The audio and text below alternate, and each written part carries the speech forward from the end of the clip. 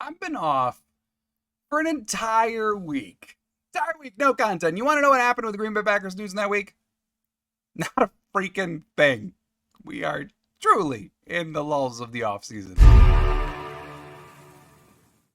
What's up, everybody? Welcome back to Lombardi Time Brews. Do hope you had a fantastic week. And as I said, there basically is no news in any way, shape, or form to catch you up on. So, what we are starting today is a 5-part series. There's going to be content every single weekday this week, Monday through Friday. A pre-recorded video talking about one fact for every single member of the Packers 90-man roster. Now, we are about 2 weeks out from training camp, so might there be a little bit of churning on the bottom of the roster? Yeah, and I'll update you if any of that happens this week like I always do. But nonetheless, this is the 90-man roster as it stands right now, and today is part 1. So we are covering from Jonathan Ford through Julian Hicks, number 81, with one fact for each. Before we get to that, though, just one super quick reminder for you. If you didn't know, now that's that one. We have a Patreon. Now, there are some really cool things. I don't talk about this often, and I don't want to bug you. I hate bringing it up. In fact, I'm not good at selling stuff, but we do have a Patreon. I want to do some cool things like a fantasy football league, signed memorabilia giveaways from the other side of my life. But in order to do some of that stuff, we need a few more people. So if you got a few shekels, at least consider joining up with the Patreon. If you like what we do, if you believe in what Claudia and I do here, join up. And if you can't, 1,000% get it. I don't blame you one bit. But if you can and you like what we do, at least consider it, especially as we get to training camp and me going to Green Bay nearly every friggin' day for like a month. So now that's done. All right, now we are going to talk about the Packers 90-man roster. And of course, that does start with one really big guy. But before we get to that, an upcoming schedule update. Yeah, this week, there's still going to be LTB Live. Yeah, Wednesday, 4 o'clock Central. If you are one of the regulars for coming to LTB Live, be there on Wednesday at 4 o'clock. I'm looking forward to seeing everybody. So Wednesday, 4, get in, get ask your questions before training camp, etc., etc. Get stuff for me to look for at training camp while I'm there every practice. Yeah. Comment on that too. The next week is going to be reasons that the Packers will win the Super Bowl. Packers will not win the Super Bowl in the other videos, the requests that I got done. Want to do it right before training camp, so look for that next week. And then, of course, during training camp, our schedule follows the Packers' schedule. So we're not going to follow the regular Monday, Wednesday, Friday week. Some weeks there's going to be more content, other weeks going to be less content. Just follow the training camp schedule for all the practices that I can attend. So, all right, without anything else, let's get to it. We're starting off with number 99, the big fella. That would be Jonathan Ford. The often forgotten member of the Packers defensive line, he's never been the most statistically imposing defensive lineman out there, but even during his college days, but for one glorious year in 2020, and I know glorious and 2020, they don't exactly go together, but that year, Ford had his best year in college. He recorded 13 tackles for the Miami Hurricanes with only a 5.3% missed tackle rate. 12 of those 13 tackles were considered stops by PFF. As a reminder, a stop is tracked by PFF as a defensive player making an exceptional play that stops a play before it otherwise would have. 12 of his 13 tackles that year fall into that category, an absurdly high rate. Goot has kind of made a living of picking day 3 picks that maybe aren't coming off their best college season, but the year before were great. And like Dontavian Wicks is a great example. Jonathan Ford, they might have tried to do the same thing, even if it hasn't really worked out for them yet. But Ford, 2020 was a great year for the big defensive lineman. Moving on to the next guy, that would be number 98, Kenneth Adumu. Now, everyone knows that he's the Packers' first international pathway player. Most of you know that he's from Nigeria. Most out there even probably know that he actually got his start playing basketball. He attended a basketball event, and then they noted his athleticism, and they said, hey, you should go to this football thing they got going on. You might make it, and then, yeah, the rest is history. And you might also, if you're on the YouTube version of things, you might also be looking at that and going, hey, I know you've been off for a week. We get it. You screw up a lot. We get it. He's wearing 56 in the picture. Why are you saying he's 98? Because he switched this offseason, okay? He's now number 98 for the Packers. So what you may not know about Adumu, though, is his first 2 years at the University of Nigeria, because he was attending college there. His first 2 years, he was studying criminology. There you go. Fact about Adumu. Moving on to number 97, and this is actually one of my favorite facts of the day. Kenny Clark. He is a 3-time Pro Bowler, 2019, 2021, 2023, kind of an every other year thing going there with the Pro Bowler. But Clark is one of only 3 Packers defensive tackles over 100+ years of Packer franchise history. Now, granted, the Pro Bowl hasn't been around for all those years, but nonetheless, over 100-year history of the franchise, there have only been 3 defensive tackles to make multiple Pro Bowls. One was Hall of Famer during the Lombardi years, Henry Jordan. The other was Packer Hall of Famer who played in the 50s, Dave the Hog Hanner. Actually, one of my favorite players to talk about. Maybe I'll talk about him on a live sometime. Now, Kenny Clark, having been to 3, he's already above Hog Hanner, who made 2 Pro Bowls, 53 and 54. Henry Jordan wound up making 4 Pro Bowls over the span of his career, so Kenny Clark, now having made 3, just needs 1 more to match the Packers franchise record for Pro Bowl appearances by a defensive tackle. Moving on, number 96, that would be Kobe Wooden. Much has been made about the versatile Wooden having to pack on pounds this offseason in order to switch from a 3-4 defensive end to a 4-3 defensive tackle. There's been a lot of talk about him going from 278 pounds to now about 290-ish, and according to Wooden, most of it being muscle and not cheese curds. But for Wooden, the switch doesn't mean just adding weight. He actually has a different spot on the line to play as well. And I know you might be thinking 3-4 defensive end is, of course, a different spot than 4-3 defensive tackle. But in a lot of responsibility ways, it's mostly, a lot of the time, the same responsibilities. But for Wooden, it's about where he physically is going to line up. See, most of the time, 4-3 defensive tackles are playing in the A gap, sometimes the B gap. In his rookie season, though, Wooden played 256 snaps on the line. Only 1% of them came in the A gap. 35% came in the B gap. Meaning about 64% of his rookie snaps actually came straight up over the tackle or even outside of the tackle. And so it's more than just a weight change. And compare it to a different 3-4 end. Let's look at another rookie, Carl Brooks. Carl Brooks' snap spread is much closer to 50-50, not 35-65, as is the case of Wooden. He has one of the more drastic changes on the Packers' defensive line. So he had to bulk up weight, but he also is learning a new gap to play in as he converts this new defense. Next up, number 95, Devonte Wyatt. I love that picture of Wyatt that I picked there. And I think most people would agree that Devonte Wyatt had a statistically, just overall larger impact beyond just playing more. The dude just seemed to make more of an impact on the field in his sophomore year than he did his rookie season. His pressures were in the top echelon of all interior defensive linemen last year. He had overall a very good and in a lot of ways underrated season. And that's been covered quite a bit this offseason. But yet somehow, in spite of that, his PFF grade went down. And I'm talking overall defensive grade.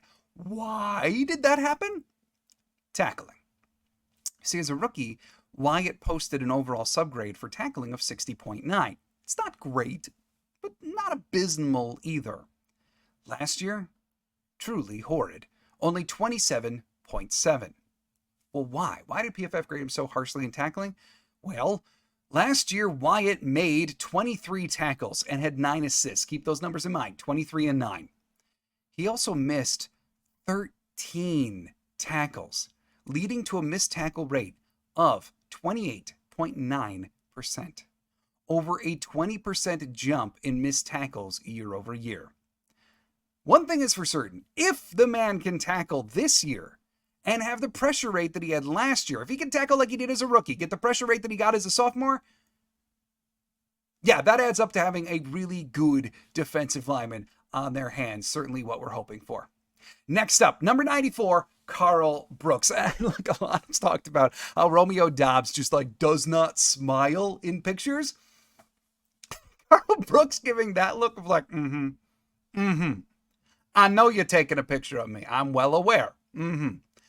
Not an uncommon in that man, photo or gesture in that man's photo history. So Carl Brooks has got a look all his own. But on a football-related note, he was chosen by Gordon McGuinness as a member of his league-wide 2024 All-Breakout team for PFF, saying, here's the quote from McGuinness, "If there is a question about Brooks' play heading into his second NFL season, it's whether he can be a full-time player or if he is simply more of a pass-rushing specialist. However, with how good he was in that role as a rookie, that may not matter. He had 7 games in 2023 with a PFF pass-rushing grade above 70. See, and honestly though, the ascension of Karl Brooks actually brings to my mind another question. And it may be one that the Packers are mulling over too. And that is, will the ascension of Karl Brooks make a contract extension for Kenny Clark a luxury and not necessarily a necessity? And if so, does it already push it into wait and see category? Or maybe, if Brooks is even good enough, maybe the not happening category. Just something to mull over as training camp is due to begin on July 22nd. Next up, number 93, TJ Slayton, the big man. Honestly, we may have a new Iron Man in town. See, in his rookie season, Slayton didn't start any, but he played in all 17 games. Year 2, started 2, played in all 17. Year 3, played and started all 17 games. Hasn't missed a game in his NFL career. His snap count each year also radically going up. 266 his rookie year, 333, then 679 this last year. So in spite of this heavily increased usage, and for the defensive line, that's certainly not the easiest thing to do, this increase in usage and staying healthy as you're taking that kind of beating in the trenches. But he's been very reliable, very healthy over that span of time. The only question that I really have about TJ Slayton is that snap rate going to stay close up there? Like 679 last year, is he going to come close to that again this year in the new 4-3 Halfley defense, or is he going to prove to be the odd man out? Number 92, next up, that's on the list. No one wears 92 anymore for the Packers, silly. Of course, that is retired for Reggie White. And yeah, that's right. When you have a retired number, when you're in the Hall of Fame, yeah, you get your font changed to gold, as is the case with the Minister of Defense himself, Mr. Reggie White. Now, moving on to number 91, I put him on the thumbnail of this video if you're watching on YouTube, because this is a guy who ultimately deserves more love, more credit, rather than just calling for him to be cut due to cap numbers every year, asking if he's going to be traded. One dude who just is a core part of the team, Preston Smith. And I'm not just saying that because I happen, if you're a memorabilia guy, yeah, look at that. Just acquired his 1 of 1. Came in the mail today. So, yeah. But this is one guy from a statistical standpoint that needs more love. And here's one of the reasons why. From 2015 to 2022, there were 2 players in the NFL that were able to get more than 50 sacks, 5 picks or more, and 5 forced fumbles or more. One was Preston Smith. The other, TJ Watt. Something that this last year, they both continue to build upon with strong seasons. And it also should be noted that Preston Smith isn't doing this pattern that plagued the vast majority of his career thus far, where he's good one year, like has a huge statistical output one year, and then the next year is much, much lower. Like it was truly an every other year thing for him. No, not anymore, because now he's sitting on 3 straight years of 8 sacks or more. And that's I don't care if you use PFF's super generous stat tracking or the Packers stats themselves, no matter which one you look at, over 3 straight seasons. And it may sound really odd to say because we normally don't think of Preston Smith being like one of the top tier edge rushers in the NFL.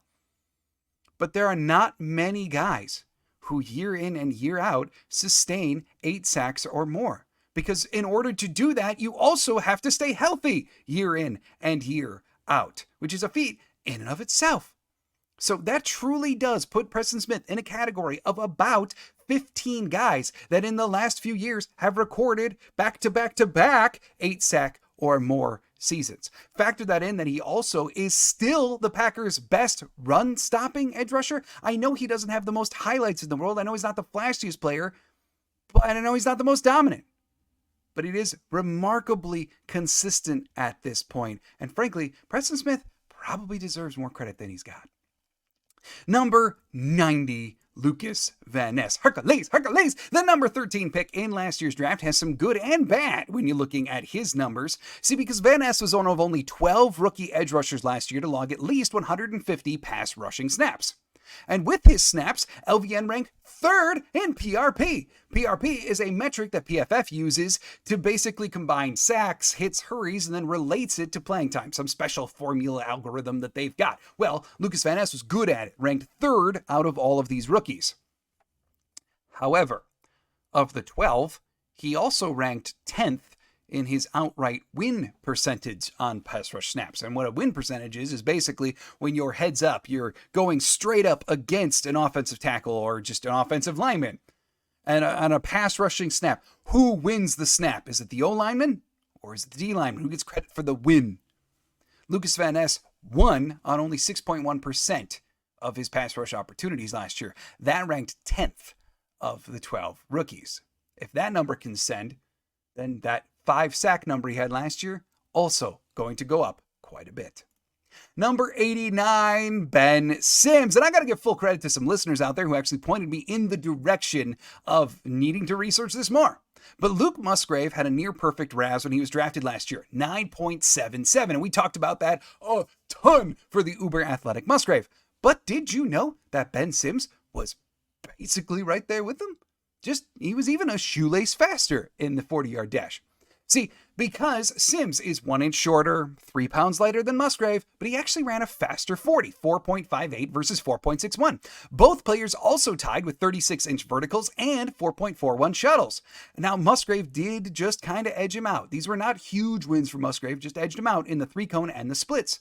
But when you factor in the massive draft difference between second-rounder Luke Musgrave and day 3er Ben Sims, who then was eventually cut by the Vikings and picked up by the Packers, all of a sudden, Sims may have much more of an athletic profile closer to Musgrave than we actually thought about. When you take into the draft discount, well, that's one heck of a value as well. So just something to be aware of with Ben Sims. Oftentimes, I even catch myself thinking about him as more of a, not that Kraft isn't athletic, but is more of a Craftian type. When in actuality, Ben Sims may be a seam monster just like Luke Musgrave. And we just don't know it. So something to keep in mind with 89, Ben Sims. Speaking of Luke Musgrave, and yes, I'm going to continue using that picture until the man learns how to keep his footing consistently. But Luke Musgrave, number 88, the second-round selection of the Packers last year, was the highest selected tight end by the Green Bay Packers since Bubba Franks was a first-round pick in 2000. Now, if you want to go past Bubba to find another tight end that was a round 1 or round 2 pick by the Green Bay Packers, you got to go all the way back to 1981. In Gary Lewis. Yeah. And I know you may be thinking well, the Packers don't exactly have a lot of success when it comes to their tight ends. So well, maybe here's a reason why. Got to go all the way back to 81 to find another one. All right, now moving on to number 87. Now Romeo Bos. Yes, the man of no smiles himself. What I continue to find most interesting about Romeo Bos is how his usage has changed between his usage with the Green Bay Packers in the NFL and what he was at Nevada in college. See, in his last 3 years in college, the following were his percentage of targets over 20 yards deep: 29%, 33%, and 22%. However, in the NFL in his 2 years, those averages fall down to 17% and 15%.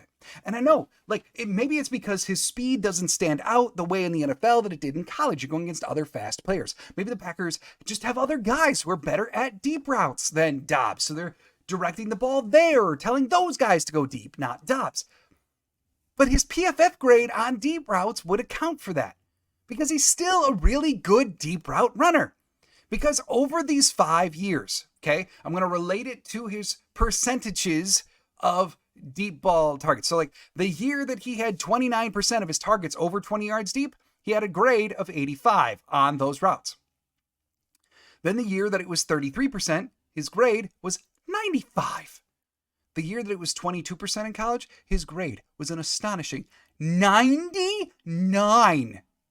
Yeah, pretty good at running the deep route. Then, in the NFL, when it was only 15% his rookie season, 79. Yeah, okay, he's a rookie, right? This last year, 17% of his routes had the ball delivered over 20 yards deep to him, and his grade on those routes was 95, putting him in amongst the top echelon of players for deep route running. So I know that the Packers have other options. I know that maybe his speed doesn't stand out like it did, but he's still obviously really good at running the deep ball. And you know what? All of this, frankly, is massive kudos to Romeo Bos. The fact that he's being used in a different way and has shifted his game to match that usage. That is a testament to how Dobbs has been able to work and grow in the NFL. Next up, number 86, Grant Dubose. I talked about at draft time how Gutekunst is not at all shy about choosing players with transfer histories. Grant Dubose, no exception. In fact, before being the first wide receiver ever drafted out of the University of Charlotte, Dubose attended Division II's Miles College in 2019, where he made only 8 catches on the season. From 8 catches as a freshman in college to the NFL, What a heck of a trajectory for the young guy.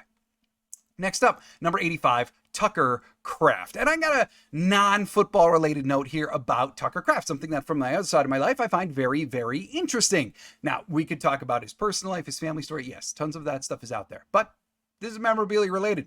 See, because a bunch of the young Packers this offseason, they know they're one of the hottest teams in football. They know they're a highly collectible team, right? A lot of them have done a whole bunch of autograph signings, including Jaden Reed, Jordan Love. Watson's done a couple. Dobbs has done multiple. Wicks has done multiple. Melton's done multiple. One guy that really hasn't, though, Tucker Kraft. In fact, I could only find one signing that he's done, and it happened to be like his hometown in a jewelry store. And the reason for that, I've asked.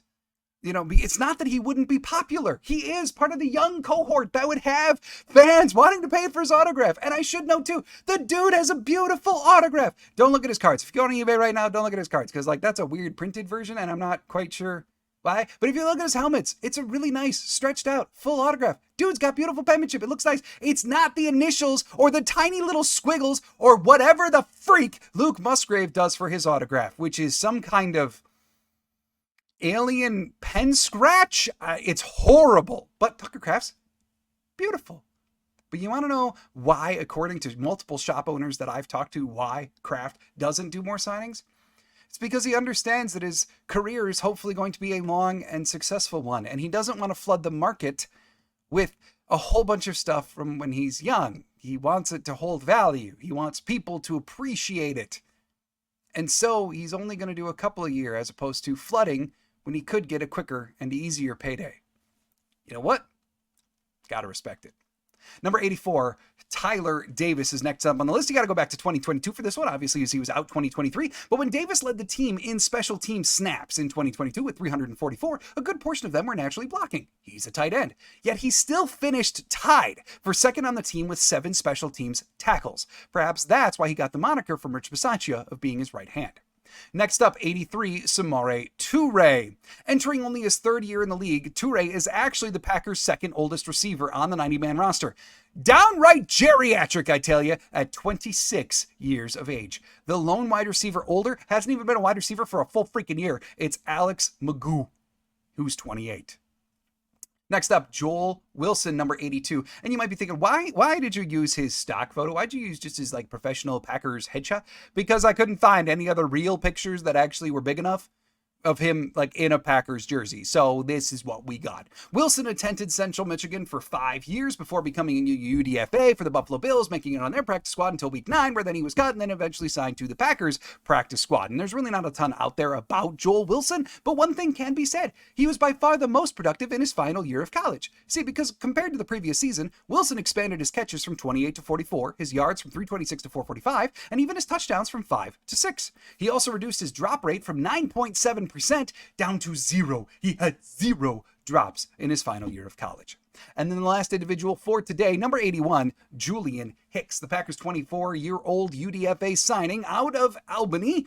Hicks has one interesting stat amongst his 5 college football seasons. And that's actually one area that reduced every year. See, and it's his catch in traffic percentage. It's really not heading the correct way. See, his freshman year, 2018, and this is not about number of targets in traffic. It's how many of those opportunities he converts. See, his freshman year, 2018, 4 of 7, 57%. Very good. 2019, 6 of 11. Also good for catches in traffic, 54%. 2020, no attempts in traffic. Apparently it was a very easy year for him, unlike the rest of us. And then 2021, he was out of football. 2022, only 4 of 10. On catches in traffic, 40%. And then this last year at Albany, 5 of 16 for only 31.35%. So over his 5 years of college, 4 seasons with catch in traffic opportunities, his conversion rate has dropped from 57 to 31.35. And yes, that final year does have a couple more opportunities in traffic. That should be noted. And there's lots of context around stats like this, right? Like quality of throws certainly comes into play. Style of offense maybe too. Yeah, you get it, totally. But nonetheless, what you see normally from wide receivers is year in and year out dips, elevations, what have you. Not with Hicks, though. It's just going one way. And it's going the wrong way for catches in traffic. Certainly something that I'm going to be keeping my eye out as I assess Hicks at training camp. All right, everybody. That was part 1. Join us tomorrow for part 2. And then, part 3 on Wednesday, part 4 on Thursday, and part 5 on Friday. Plus our live 4 o'clock p.m. Central for LTB Live Wednesday. Big week here for Lombardi Time Brews. Thank you so much for joining us. I will see you tomorrow. Do hope you enjoyed this. And as always, go Pack Go.